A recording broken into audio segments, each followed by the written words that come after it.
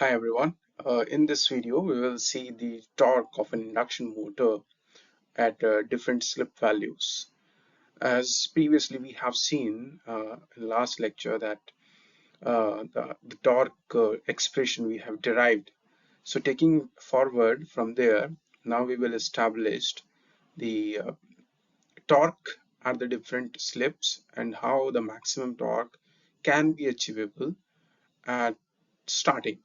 So let's start with this.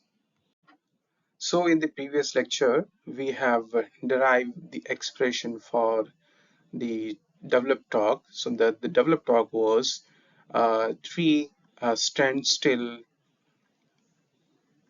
EMF of the rotor and divided by 2 pi ns, where ns is my synchronous speed in RPS, revolution per second, and then it is s uh, divided by the s into R2 and R2 square plus Sx2 naught square of it.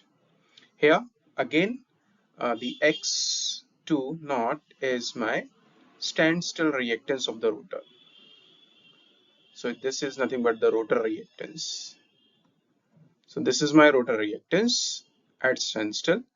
So there we have taken that this factor becomes constant. So I can write that taken this factor as a constant k and then s into r2 divided by r2 square plus s x2 naught of square of it. So I'm taking from here at starting, which we are taking the first case and my torque at the starting. So taking this, my s becomes equals to 1. So very obvious, at starting my speed is 0 because my motor is at standstill. So the slip value will be maximum. So the slip will be equals to 1. So I can say that the starting torque will be equals to a constant value k, putting s is equals to 1, and this becomes equals to k into r2 divided by r2 square plus x2 naught of square of it. So this is the value of my starting torque. So here uh, the rotor resistance and the rotor reactance, when slip value is equals to 1, I can say that these are the constant, or will remain constant if we are not increasing or decreasing the rotor resistance by the external mean. So therefore, taking this factor, which is the induced EMF in the rotor circuit, I can say that the starting torque is proportional to my standstill EMF of my rotor, and this is again the E2 naught is nothing but the proportional to the supply voltage. So I can say that the starting torque is proportional to the square of my starting supply voltage. So if I want to increase my starting torque, I can increase the supply voltage over here. So in the previous lecture, we have derived the condition to obtain the maximum torque from an induction motor, and there we have seen that if I can put my slip is equals to the ratio of R2 upon Sx2 naught, then I can obtain the maximum torque at this particular slip value. And to do so, we have put first derivative torque expression is equals to 0, and then we have arrived at this condition. So taking from there, again I'm just writing the developed torque expression, which is tau d, and the constant k into s e2 naught square divided by into r2 divided by r2 square plus s times of x2 naught square of it. So taking from here, putting this value over here, I can find the maximum torque expression, and this will become k times s e2 naught square r2 divided by r2 square, this term s into x2 naught over here, if I'll just look it over here, so I can say that if R2 is equals to, sorry, this is not, the SM is the simplicity ratio of the R2 over X2 naught. So if R2 becomes equals to S time of X2 naught, I can obtain the maximum torque with respect to this condition. So therefore, putting this term as R2 over here, so this becomes R2 squared. So further solving this, I will get it S into E2 naught square into R2 divided by 2R2 square of it. So this will become cancelled, and this can also further write as K times S E2 naught squared divided by 2, and R2 can be written as S time of X2 naught. So therefore, the maximum torque further can be written as K E2 naught square divided by 2 X2 naught over here.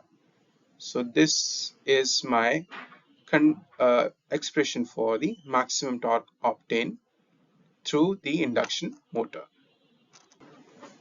So from this expression, we can conclude that the maximum torque produced by induction motor does not depends on the rotor resistance R2.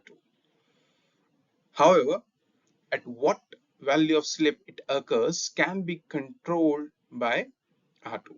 So this we need to understand very with a very minute difference over here. The expression of torque for the maximum torque produced by induction motor does not depend on R2. So this is one statement. The other statement is the value of slip at which I can get the maximum torque does depend on the R2.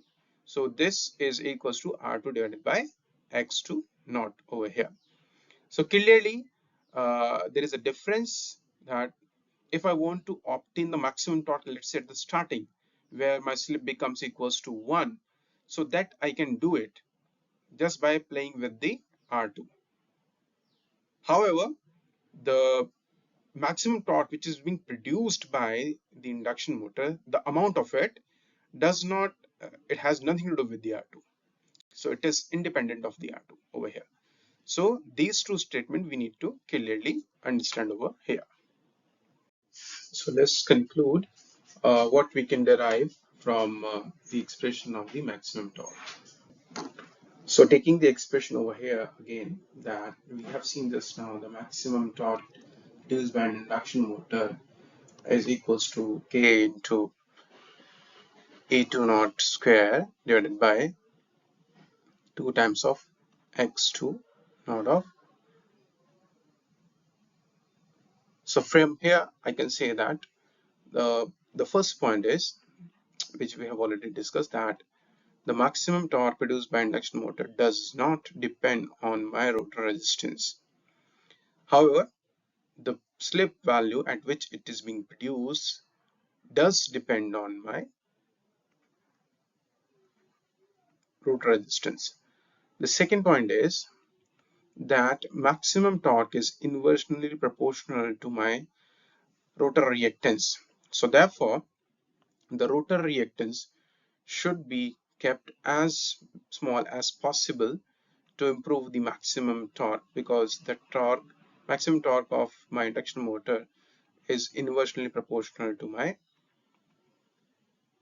rotor reactance. So therefore, it should be kept as minimum as possible.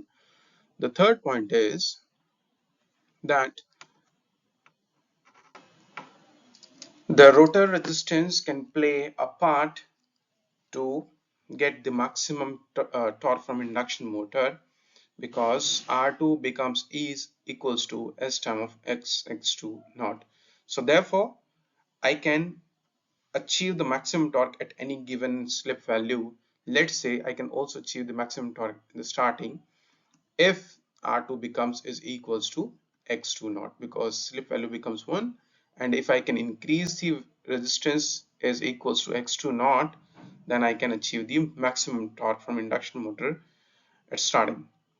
To do so, it is only possible in case of the slip ring induction motor, because we have seen earlier also that to increase the external rotor resistance, the phenomena this is only available in case of the slip ring induction motor. We don't have this option in the squirrel cage induction motor. This is one thing. The another thing is the rotor resistance R2 is somewhere around 1 to 3% of my rotor reactance, because rotor reactance is very much uh, large or larger side as compared to my R2. So therefore it is in the starting we have to increase the rotor resistance, but as my machine picks up the speed and the slip value goes from 1 to towards very small, reaching when it is reaching to the synchronous speed, the slip value at this is very small and 0.04 something like that.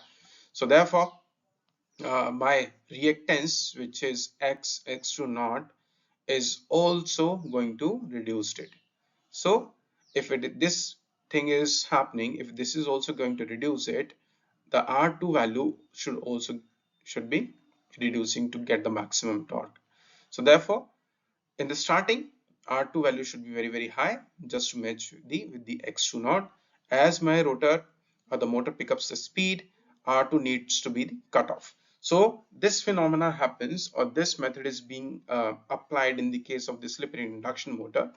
At the starting, we have to give the higher value of the resistance by external mean. As my motor picks up the speed, and to get the maximum torque on the different slip values also, I need to cut down the rotor resistance which I have inserted externally in case of the slip induction motor. So I hope we have understand from this video that how my torque is varies with respect to the different slip value, and how I can get the maximum torque at my at starting of my induction motor. Okay, thank you.